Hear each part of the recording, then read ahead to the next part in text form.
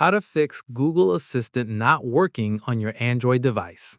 This tutorial shows you how to troubleshoot and get Google Assistant back up and running.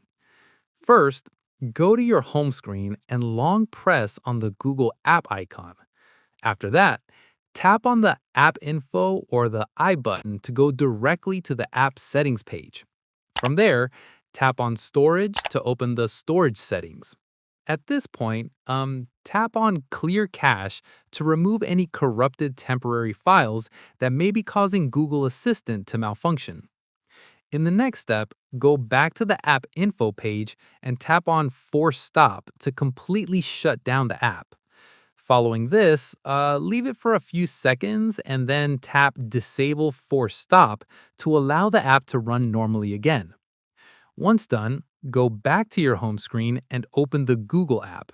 From here, tap on your profile icon at the top right corner of the screen.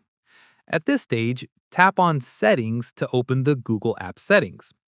After this, scroll down and tap on Gemini instead of Google Assistant. This is because Google has recently moved the Hey Google voice match settings over to Gemini as part of their transition from Google Assistant to the newer Gemini AI Assistant.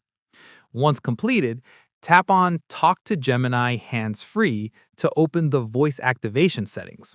Finally, toggle on Hey Google and follow the on-screen prompts to complete the voice match setup.